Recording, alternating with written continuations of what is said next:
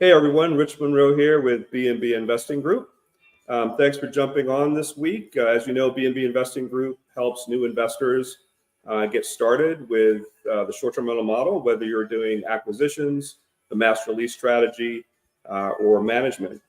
And a part of what we do on a weekly basis, as you guys know, is we have interviews with successful investors, and we kind of talk about their story, how they got started. And I'm happy to have Elizabeth Fuller here with us today.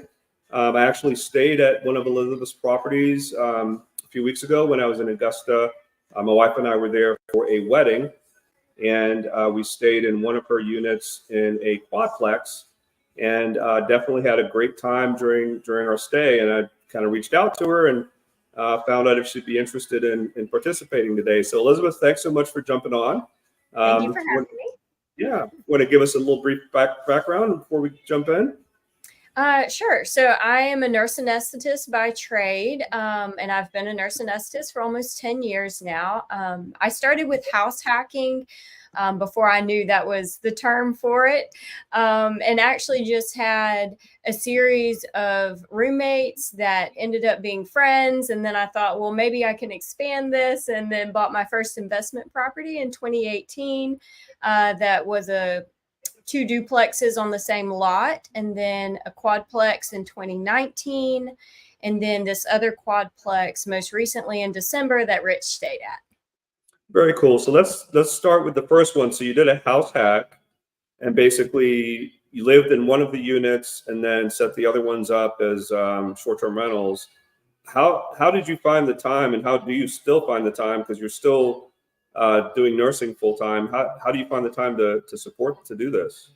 Yes, so it's pretty tricky. Basically in the evenings is when I catch up on emails, sending leases out, that sort of thing. Kind of like the gentleman last week mentioned, timing is everything. And so you've got to be quick to respond to things. So a lot of conversations in between, or answering questions in between OR time, or on breaks. Like whenever I can squeeze it in, I try to get back to people within a couple hours, honestly. Just because the timing, there's plenty of options for people to choose from. And I want to have a great shot at securing that lease. Cool. So that first property was, you said it was a duplex, or? Yeah. So actually the house, the whole renting to roommate started at my own house with medical students. I met a girl at a church Bible study, and she had rented a place sight unseen, not a great living situation. So I told her afterwards, and that was her prayer request. And so I went up to her afterwards and said, you can come to my house if you want. And within 3 months, my whole house was full of med student girls. And I had more people needing housing than I had room for. And I also, at that time, only hosted females in my own house, just since it was just me. And so then ended up finding this duplex in 2018. I did minor cosmetic renovations to it. But then expanded to professionals, hosting professionals, almost exclusively word of mouth, honestly. Mm-hmm. At that time, there is some midterm professional housing sites such as Furnish Finder and a couple others. Airbnb, you can do that with midterm type options. However, most of it was word of mouth, and there really wasn't many Furnish Finder listings at that time. And so thankfully, people liked it enough to refer their friends that were coming. So were you charging each nurse like a certain amount a week, or how did that work? So I did it on monthly rental. It was a month at a time or longer. And so just due to like some housing nuances here. And so I did it a month or longer. They had to do a deposit, a cleaning fee, and then partial months were prorated, which I still do to this day. And I only do a 30 days notice. So a lot of times people will make traveling medical professionals or other professionals that are traveling pay for the entire length of time. If it's like a 6-month contract or something in the event they get canceled. But I try to be pretty flexible. And even then, if they get canceled, then and I can get it filled, then I'll prorate that amount back to them. So trying to be super friendly with other professionals that are away from home has certainly helped me in the majority of instances. And then, so how much money were you generating on a monthly basis as an average? For the main building, it was about $5,500 a month. Wow, nice. And then for the back duplex that I renovated, it was a complete tear down, honestly, that I was determined to renovate. And I did, into a studio / and then a 1-1. And they both had garage spaces. And those bring in $2,500 a month. So, $2,500 in the carriage house, $5,500 in the front. And what turned out to be a $300,000 investment property after all renovations and furnishings. Very nice. And so the same time question. So how did you do these renovations and still have a full-time job? My mom says I have a lot of energy, honestly. But I also redesigned it on SketchUp, submitted it, found subs. So I was interviewing 3 subs. And that's a great point, is if you're going to hire people out to do renovations, try to get 3 quotes for everything. Then you can ask questions of, well, this guy said this guy said that, why are we suggesting this? I did. So contracted that out myself since it was my property currently under my name. And that took about close to a year, quite honestly, since there were certainly some growth and learning opportunities in that. So meeting with them on weekends, afternoons after I got off work. ORs normally run about 6:30 to 2:30, 3 or 4. So I'd go there afterwards, meet them around 4 or 5 whenever they finished up their jobs, and just line them up. So you're at 4:30, you're at 5, and you're at 5:30. Let's go. Your mom was right. You do have a lot of energy. So you had that first one up and running. And so at what point did you say you wanted to convert and kind of do more short-term rentals with Airbnb and some of the other platforms? Mm-hmm.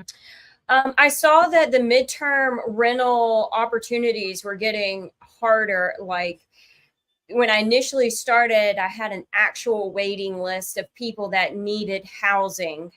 And, there's a certain level of, I don't know if I can handle any more right now, right? Because I had scaled from my house alone to what turned out to be 8 units in the span of a year and a half, with one of those being a complete remodel. And so I was scaling as fast as I personally could, but still wasn't keeping up with the demand initially. So then after more people caught on to the midterm rentals, then I kind of was like, okay, well, we're at a good spot. So let's get creative with it. We also have the Masters that comes here to Augusta, which is a great yearly option. So I honestly started blocking out only those weeks, would fill it with midterms as I could, but that week certainly compensates for any vacancy percentage rate that you're not stressed. So for those of you that aren't that familiar with Augusta or golf in general, the Masters is like the creme de la creme of tournaments. And a lot of people that have long-term rentals, even in the Augusta National area near the golf course, will basically put it in their lease when folks sign a long-term lease that, hey, guy, like you're going to need to go find a hotel room or somewhere else for the week of the Masters, because take all your personal stuff out of there, because we're going to rent it out for about 10 or 15,000 or more during the tournament. And so it's a great revenue generator, and it's a lot more accessible as a short-term rental as well. I can imagine that you're able to monopolize on that quite good. And a lot of your units are not that far, 15, 20 minutes or so from Augusta National. So that's awesome. Mm-hmm. So that is the sweet spot of being in this town, is that you do have that kind of backup option for having furnished properties, is that you get a great contract, and then the goal is just to keep it every year. And you can get the short term. I've rented bedrooms before, for 300 or 400 a night, or which is cheaper than a hotel. The thing is that in the state of Georgia, it's actually, if it's your own personal house, it's tax-free money if you rent your own personal house. So that's a huge deal. And it helps you maintain your properties, because when I tell you every detail has to be done, we're talking like every baseboard has to be perfect, So it really makes people keep their properties up in this town. If you do rent for masters, especially. So that's one of the benefits, is that they're paying you well to maintain your own property at a much higher rate. And they actually coincide spring break with the Masters Week. So then people rent their houses and then take their families on spring break vacation and come back and move back in. Or for me, I tell all my people it's in the lease, they've got to go. That's great. That's a great way to do it. Now, so you had that duplex, it was up and running, you're generating revenue. How did you, and what did you do to acquire the next property after that? So I would drive by it every day on my way home, and I was like, man, if that place ever came up for sale, I'd want to get it. And then just happened to be on the MLS with a friend at the time, and I was like, it came up for sale. I mean, the sign wasn't even out. And it was a bidding war back in 2019. Now I look at it and literally laugh at the price I got that one for. But at the time, it was a bidding war. And it's super convenient to the medical district as well as Augusta National. So it's about 2 miles to Augusta National and less than a mile from the medical district on the main drag. So you can walk to grocery stores, walk to food, which is why I really wanted this property. And it's a quadplex. They're all 2-2s. So everyone has their own bathroom. And that one just required, and it's on a commercial lot. So that also brings a lot of added value for the future. So, and it just required cosmetic renovations. Very good. So that brings on a question. Is there any like short-term rental ordinance or regulations or rules in Augusta? If it's multifamily, you're fine. If it's your personal house, you're fine. So nothing in particular that I'm aware Yeah, I of. didn't think so. Yeah, it wasn't. Yeah, I'm pretty sure there wasn't. Now, if you buy at a condo complex, they do have, I know one particular condo complex that my parents actually have a condo in. There is no Airbnb with the HOA. Right. So certain HOAs will do that, except for Masters Week. And that's because they all want to rent their properties for Masters Week too. Exactly. That's cool. All right. So now you have a duplex, a quadplex, and then you bought another quadplex after that? Yes, most recently in December. And that one was cosmetic renovations and just typical. I have an affinity for old houses. And when I mean old, like 1910 to 1915 or so. So all the creaks and groans of an old house. I just love it. So that one, we did install a washer and dryer since it was going to be too much to put it in the upper units. So we installed that, refinished floors, painted, installed 3 kitchens, including granite and dishwashers, all that good stuff. So I say cosmetic. It felt like a lot more because it was 4 units at a time, but the bones of the house were good. So it wasn't that bad. So what were the numbers on that? What was the acquisition cost and the rehab cost? Yes. So the acquisition cost was $455,000 for the quadplex.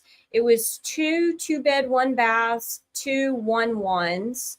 The rehab cost, so it's a little distorted.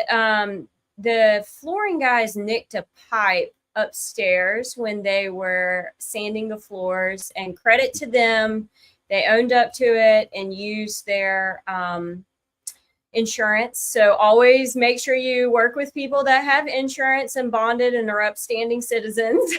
Would be my recommendation, because that insurance claim ended up coming in at like 49,000. Wow. And because it flooded upstairs all night long, and it was move-in day. So all the floors had been done downstairs. The cabinets were now a goner because it was in the kitchen and the den. The ceiling was down, complete sheetrock, mitigation, the whole 9 yards. That's when you just go in the corner and just cry, right? I mean, I cried a lot that day. But I have to say it turned out for the best, because my renovation cost for the first time and then the second round of it all was 49,000, and I got 42,000 after mitigation. So I only paid 7,000 for all of it. Very nice. So that's a good bonus to have to suffer through it. It was right? a blessing in disguise. But floors, that always runs for here around $4 a square foot. If you know them. These were antique heart pines, so we had to replace a couple little sections. But you can count on around here at least $4 a square foot for that. It's 3,600 square foot house. You can do the math. Painting everything, baseboards, walls, 4,000 to 5,000 for that. And then of course your kitchen cabinets, which I just have them design and get at Lowe's, honestly. And then granite, work with a local granite company here that gives me a investor discount, essentially, because I've done a lot of work with them. Yeah. Does that quadplex considered historic? Was there any additional permitting or anything you had to do special? Not for, okay, so it is in a historic district, so anything to the exterior. So the biggest thing is, which is one of the, how I did a lot of negotiating on the front end of the deal, was, listen, this roof is literally on its last leg and it's a metal roof. And to get it changed, you would have to go through historic preservation and get a variance done. And so that was, somebody once told me, you make your money going in. And so the biggest thing is on the front side, before you get strapped with a $400-something thousand mortgage, is you negotiate every single penny on the front end, which was one of my bargaining chips of, one HVAC's from the 70s. Okay. Like these things could go at any time. Nothing is new in this house. Okay. And the roof itself would be a $50,000 to $75,000 roof. Yeah.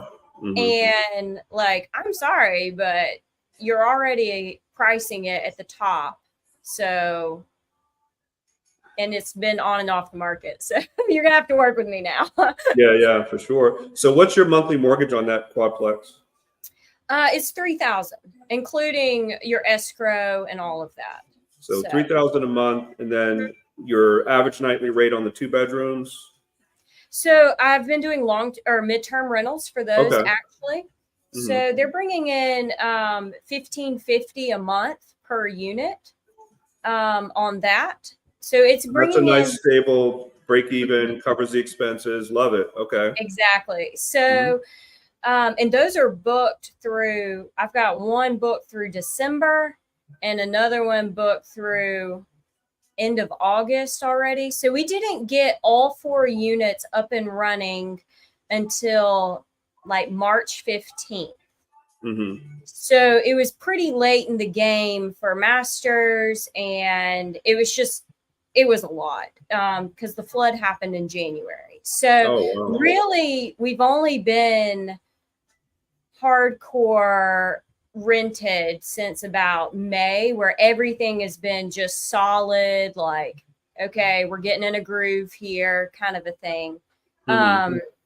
So it's bringing in, I would say, 6,000 a month conservatively, projected for June, as well as what May brought in. So Very we're still cool. a little low right now, but Mhm. I'm like, okay, it's gonna be okay. Like we're testing out the Airbnb thing, and we can only go up. So No, most definitely. Yeah, I think you're definitely just at the beginning stages of, especially on the Airbnb side, because as you know, once you start getting positive reviews, and for those of you, that aren't familiar with the location, so she's walking distance to downtown Augusta, a lot of restaurants and bars, walking distance to the river and the park that's right along there.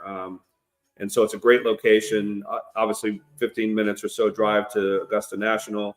And so, that's a great location, and it's going to be, like you say, it's going to go nowhere but up from here. So that's awesome. So now that you've got that duplex, 2 quadplexes. Is there another one, or yeah, the carriage house duplex carriage house duplex? as well. So That's also in Augusta. it is, yeah, yeah. So Okay. the 12 units, and then I manage some condos for my parents. So Okay. Very cool. So let's take a look at one of the listings here. Let me pop it up. So which one is this? this is a 2-bed, 1-bath that's upstairs on the opposite side of where you stayed, with the red furniture. And so I kind of started to get a little creative with it, and was trying to do like a little bit more mid-century modern, if you will, for this one. Honestly, my family says I buy more properties just so I can buy more furniture. So Nice. Very cool. And so this one is the 2-bed, 1 bedroom or 2 bedrooms? 2-bed, 1-bath on 2 bed, this 1 one. bath. And how long has this listing been up? This listing has been up. Well, this was the final unit to get done because it's the one that flooded. So since March, but it's already booked through December solid. So it's actually not even available right now. Maybe That's I should awesome. show the other one. Well, that's great. That's all. Can we take a quick look at the pictures? Sure, absolutely. So you're literally booked all the way through. So you've got a kind of a long-term rent tenant in there. Is that right? Correct. It's a pair Okay. of students that's in there. Do you need me Yeah. to do the Yeah. photos? Yeah. If you can click on the pictures for me so we can take a quick look.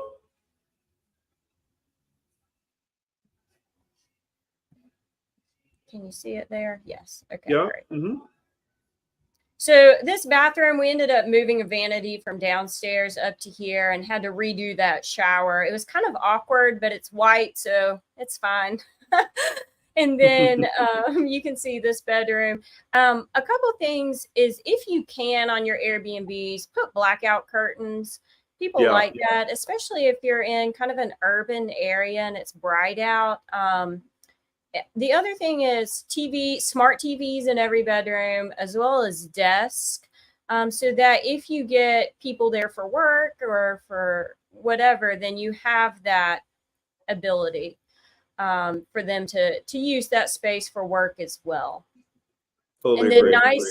nice soothing. For me, I tend to do soothing neutral colors, so you can change things around as much as Love it. possible. Yeah, it's comfortable. It's inviting. Do you want Very me to nice. show you the other one? Yeah, sure. This is the one that you stayed in.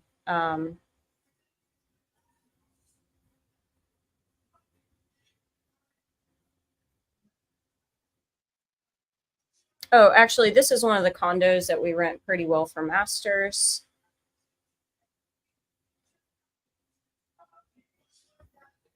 And so during masters, how much do you rent this condo for? Oh, so I'm trying to think. We actually have a package of 6 that we rent out to one company. Oh, nice. So, So what's the package of 6 units go for with the company? so the package of 6, this is a 2-bed, 1-bath, but then we have, so it would be 3 2-bed, 1 bath, and 3 2-bed, 2 baths. It goes for $47,000. Awesome. So that pretty much makes most of your year there, no matter what else happens for the rest of the year, right? That's Yes. So it's been for the past couple years, it's about a third of the year's worth of rent in that 1 week. That's awesome. That's awesome. That's very hard to duplicate consistently in any other market. It we is. have, yeah. You have events that come to Atlanta, for example, and other major cities, but it's once every 5 or 6 years, like the Super Bowl or NBA All-Star Weekend, those kinds of things. And to have that kind of venue and revenue on a consistent basis is definitely a huge advantage for sure. Which is why you want to keep your people very happy. Yeah. Yep. So this is the one I stayed in. My wife and I went to a wedding in Augusta about a month ago, and love the way that she's got 4 different patios outside each of the 4 units with their own little seating areas, parking in the back, and was a great unit, very comfortable, 1 bedroom, nice full kitchen, got everything you needed. So yeah, you did a great job on that one too. Thank you. It's been fun, honestly. I just absolutely love this. No, that's cool. So let's talk about your operations with guest communications. I mean, you're already busy with rehabbing and remodeling and buying properties, and then how do you find time to actually, do the guest communications and handle issues that are coming up with the guests? So thankfully, I have a pretty good team at this point. As far as guest communications and last minute logistics, I have to say it's a one-woman show, and this is her. So I am still very much the only one that they talk to. And so I am actually looking for ideas on how to start outsourcing more of this. I do need a personal assistant.